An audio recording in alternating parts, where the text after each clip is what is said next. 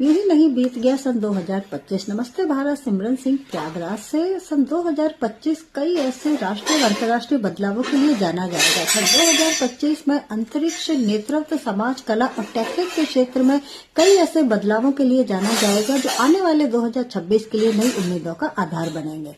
सबसे पहले बात करते हैं थाईलैंड की, जो ऐसा तीसरा कंट्री बन गया है दुनिया का जिसने समलैंगिक विवाह को मान्यता दी है। अब हाजिर हूं नई अंतर्राष्ट्रीय घटना के साथ। तो बीजिंग में फर्स्ट टाइम ह्यूमैनॉइड्स रोबोट्स के बीच मुकाबला हुआ, जिसमें दुनिया के 16 कंट्रीज के 500 रोबोट्स ने हिस्सा लिया और सफलतापूर्वक इसका प्रदर्शन किया। चलिए जानते हैं। वहीं हम बात करें अगर जापान की, तो वहां फर्स्ट टाइम साने तकाची के रूप में एक पहली महिला पीएम मिली, जो कि वहां की पितृसत्तात्मक सोच रखने वालों के लिए एक पारंपरिक अचीवमेंट के तौर पर देखी जाएगी।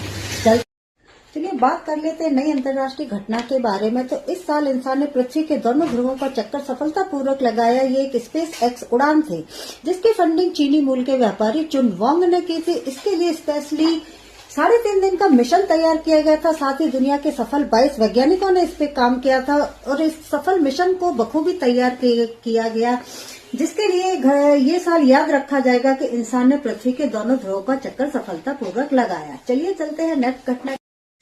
चलिए बात करते हैं तीसरी अंतर्राष्ट्रीय घटना की, जहां मई में रॉबर्ट फ्रांसिस्की प्रीवोस्ट रोम के 267 में नए बिशप बने। ये एक पहली ऐसी घटना थी जब किसी अमेरिकी नागरिक को रोमन कैथोलिक चर्च का पोप चुना गया।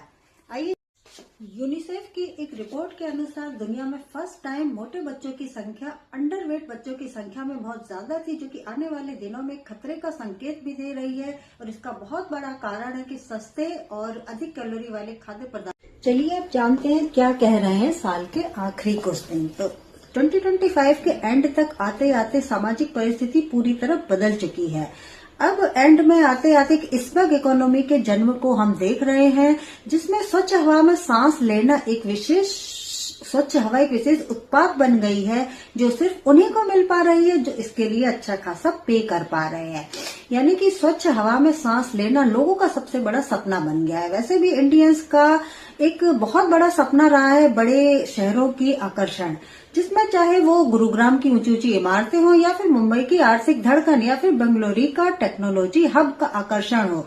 लेकिन अब ये आकर्षण धीरे धीरे लोगों के दिलों से जगह मिटाते जा रहे हैं और स्वच्छ हवा में सांस लेना ही उनका प्रमुख उद्देश्य बन गया है। पहले लोगों का सपना एक बड़ा घर और बहुत सारा पैसा कमाना था, लेकिन अब उन्हें लग रहा है कि इतना पैसा और बड़े घर का क्या करेंगे जब हमें स्वच्छ हवा ही नहीं मिल पा रही।